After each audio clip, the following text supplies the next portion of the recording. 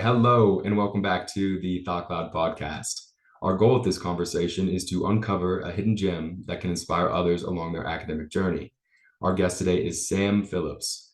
Sam is a senior at UC Berkeley studying mechanical engineering. Sam was the president of Space Technologies and Rocketry and is currently the co-founder of NewSpace at Berkeley. He is super involved in this community. We're super excited to hear everything he has to say about his path. Sam, thank you so much for joining us today. Thank you for bringing me along, Oliver. I'm excited to talk about everything space that's going on campus, and yeah, hopefully help some students be a little bit less lost than I was when I started college. Oh my goodness. Well, we'll talk to us about that. So, what was it like going into college? How did you decide to study at UC Berkeley? And did you know you wanted to jump into this field of space at the time?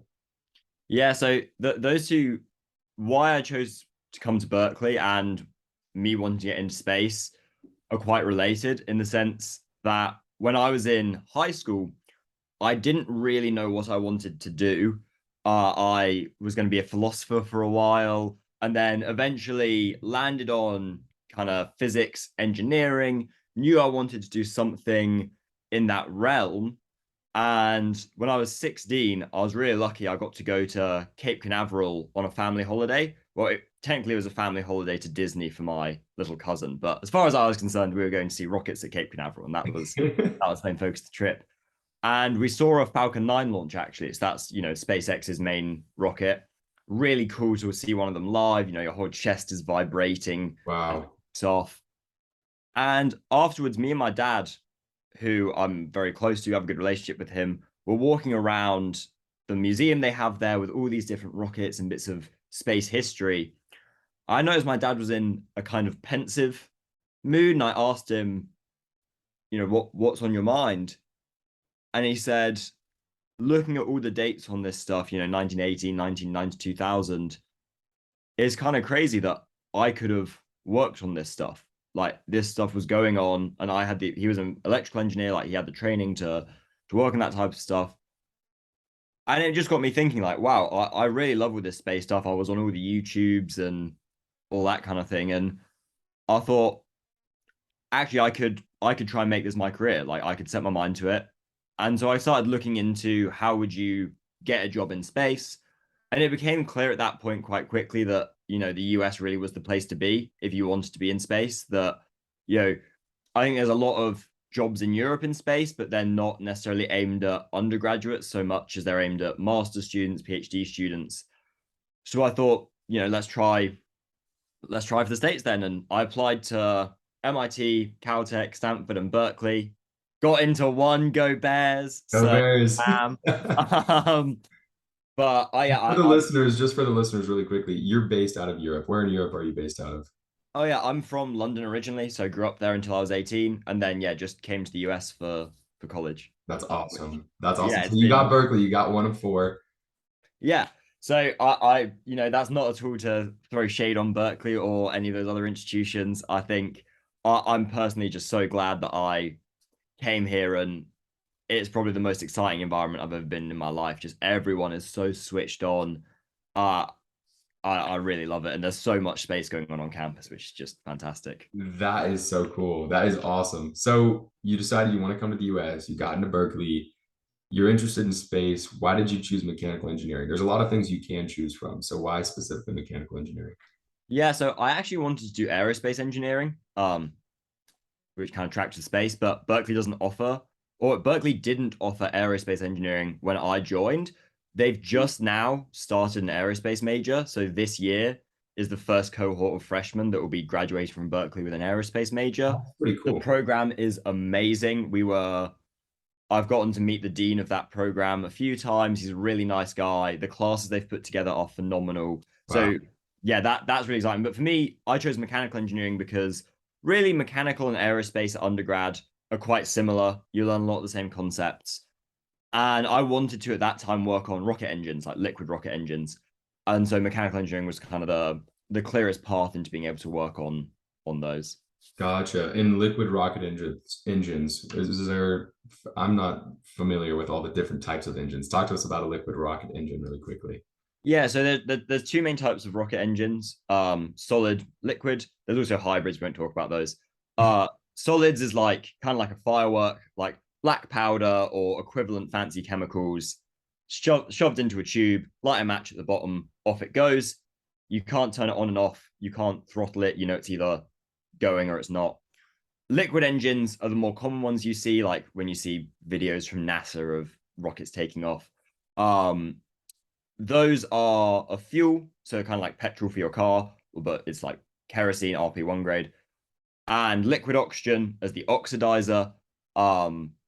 You combine those two at really high pressures, really high temperatures, set off a spark to get the combustion going, and then you have big old flame shooting out the back of your rocket, and off you go. That is awesome. That is awesome. So in the mechanical engineering works for both of them, correct? Most definitely, yeah. So Gotcha. we've done a little. I've done a little bit of solids work, not very much. I'm by no means an expert. There are people on Star that or on the rocketry teams here that are way more knowledgeable than I am. I've done more work on liquids. Again, I'm no expert, but I've got them to try my hand at two different liquid engines now, which is really fun. They're Wow. really enjoyable systems to work on because they're really complicated Uh-huh. and yeah, they're really dangerous. Which probably shouldn't say that as a pro, but I find that just it adds a level of spice to everything you're doing. Totally. Totally. What's the pro and con of having one versus the other? So pro like liquids tend to be more complex, so hard to design, hard to build, hard to fly. They also tend to be a little bit heavier for the amount of thrust that you get than a solid. The advantage though of the liquids is that you can throttle them, so you can achieve much better, like much more accuracy in terms of the altitude you go to by changing it from maybe 20% thrust to 100% thrust. Um, I'd say those are the main Those kind are of the main differences difference. between liquids Solid's and solids. more Yeah, harder to keep in I guess, control, if yeah. you would. Interesting. Cool. The more you know. It's Yeah. very Also, liquids are much more reusable than solids. Like solids, you set it off and it's gone, whereas a liquid you can refill got you. fire. Got you. Very cool. Okay, well now talk to us a little bit about your involvement in NewSpace at Berkeley, and you're probably still somewhat involved in STAR as well, but how did you get involved in these organizations? Where did these ones stand out to you more than the others that were offered on campus? Yeah. So when I first got to campus as a freshman, before that club fairs and stuff started, because I already knew I wanted to do space stuff, I just had a quick Google, came across STAR, so that's Space Technologies and Rocketry. I thought, damn, this is a really cool team. I looked at the projects they were doing, so I just reached out, started going to meetings, joined the propulsion team. So we were working on something called Hot Take at that time. It was our first liquid engine. Had a really good time working with the team. I became propulsion deputy in my first year, working with a fantastically talented engineer called Trevor Zinke, who was prop lead at the time and has been prop lead for a little while now. He's just fantastically smart. Really enjoyed working with him. And then in my second year of the team, I ran to be business lead. I kind of got interested in the business side of space, and I knew that as an international student, given how defense heavy space is as a sector, I was going to have to kind of learn the lay of the land quite well in order to be able to get a job. I can't just like apply to defense contractors like an American citizen can. Mm, And after I became business lead, it became pretty clear there was an issue on campus with people not being aware of the opportunities available to them in space. By that I mean everyone knew SpaceX, everyone knew NASA, but people didn't know about all these cool startups that were springing up all over the bay. There was OrbitFab, Momentous, Redwire's not really a startup, but they were going at that point too. So there are a load of different companies starting up around the country that wanted to hire Berkeley students, but they weren't reaching out to our campus directly, and our students didn't know they existed, so weren't reaching out to them. mm, At that point, I got approached by, when I was still business lead of Star, approached by one of my members, Anish Goel, who's became the co-founder of NewSpace with me, who basically had the same thing in his head. This is a problem, and proposed teaching a class about the NewSpace economy together. Student run class for 20 to 25 students, where we'd consult for NewSpace companies as half the class, and we'd get guest lecturers from industry in for the other half of the class to really teach students about the opportunities in space. Cool. I'll be honest, I laughed at him and thought that was completely unachievable and was like, if you can get me 5 companies signed on in a couple of weeks, then absolutely I'll do it with you. And he came back 2 weeks later with 5 companies signed on to be Oh our my partners. goodness. So he, put his money where his mouth is. And we started running that class together and have never looked back. We're now in this is semester 4. We're going to be running it for 5 semesters. So until we Wow. graduate. And it's been just fantastic. Really enjoyed teaching people about those classes. And we got, I think, 7 students internships off the back of the class last year. So Wow.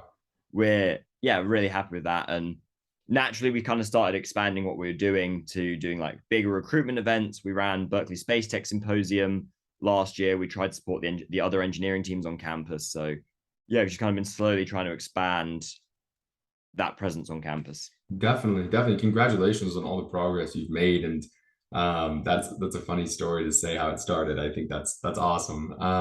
What do you think? Obviously, the jobs, obviously the experience, but what do you think that Star does and NewSpace does most for its students? I guess you can say one and then the other.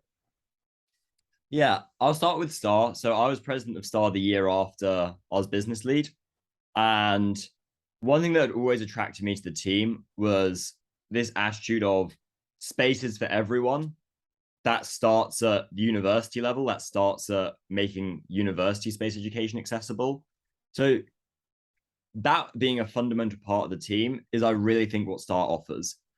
Rather than having an application process, we have open application with intro projects. So these are like 6-week projects that every new member does that brings you up to scratch on the basics of rocketry.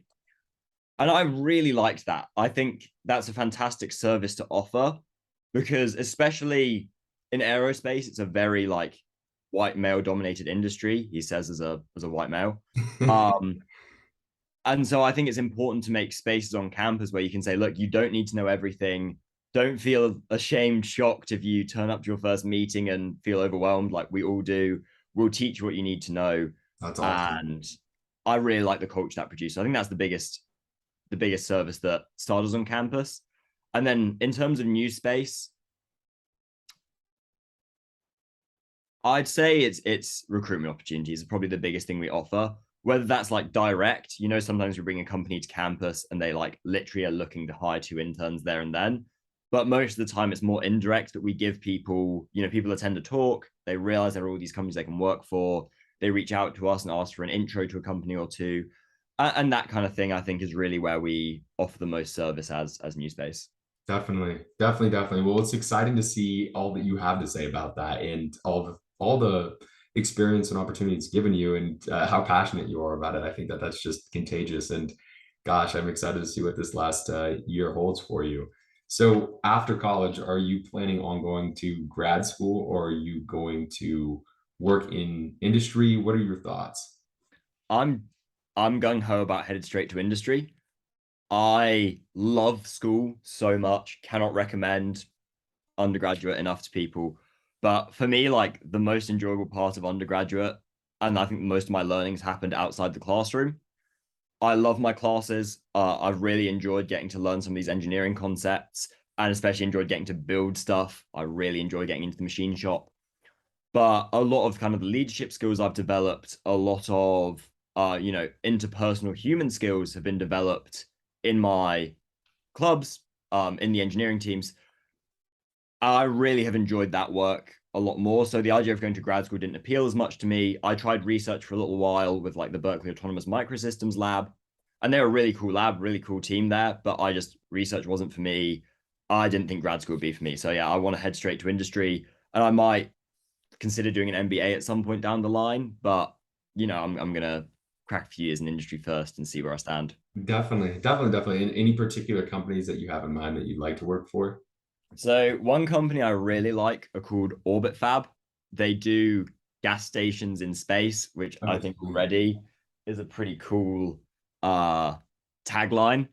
But what I really like about them, they're based in Colorado, and that's not what I really like about them. That is just a fact. But what I really like about them is they have a very heavy emphasis on reusability and sustainability in space. Hmm. Right now, there's tens of thousands of tracked satellites, there's millions of pieces of untracked debris, from the size of a grain of sand up to the size of a school bus. And it's a huge issue. And right now, satellites are designed with a very short life cycle, especially you see this information in the news about new constellations like Starlink. And Starlink satellites are designed to last between 2 and 5 years. Now, we've had satellites in service for 30 plus years before. It's possible to do it. And so OrbitFab's whole thing is a big limiting factor of the life of a satellite is the amount of fuel it has on board to keep itself in orbit. Adding more fuel to your satellite adds more fuel at launch. And it gets kind of exponentially expensive to add more fuel to stuff. So what they're saying is they will provide you a refueling contract for 10, 20, 30 plus years. And rather than deorbiting your satellite because it's run out of fuel, you just refill it, keep it going, and extend the lifetime of these satellites. And that works in conjunction with a lot of other companies that are developing ways to service satellites, ways to melt down an old satellite and make it into something new. That's a company called Cislunar Industries, who I think are awesome as well. But yeah, that whole kind of sustainability side of the industry, I personally am really drawn to and really want to work in that. Very cool. Very cool. Well, we're rooting you on that front, and exciting stuff. I mean, there's so much to be done up there, and it's cool to see someone like yourself in that field. And that's one thing that I do notice. It's people in this space really love what they're doing, and that's just so cool and again so contagious. So cheers to that. Well, we're going to close this out now with a rapid fire round and talk a little bit about your experience as a student. So I'll just hit you with a question and whatever comes to mind. So first one, most stressful part of being a student day in and day out, what would that be? It's definitely balancing time commitments. I've got right now I've got 3 classes I'm in, which is fairly light compared to most people, and the NewSpace Club. That's 4 different places that I'm having to pull my time into.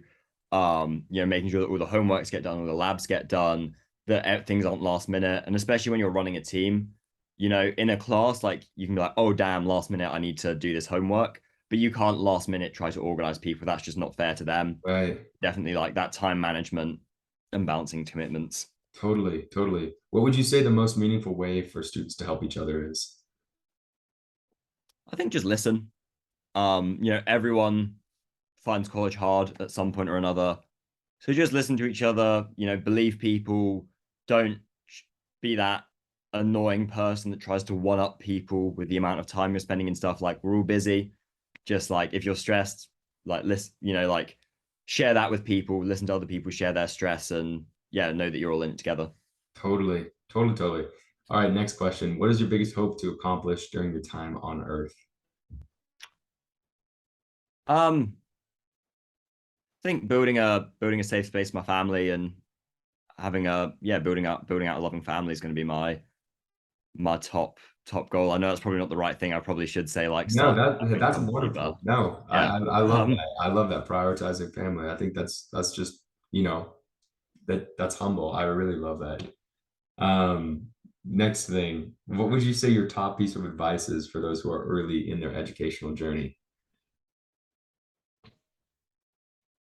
Just try whatever you want to try. Like I think people can get very caught up about having this kind of multi-year plan and does everything fit together cohesively, but you never know what class, club, social event is gonna introduce you to something that you just downright love and want to do with your life. So if it sounds cool, try it.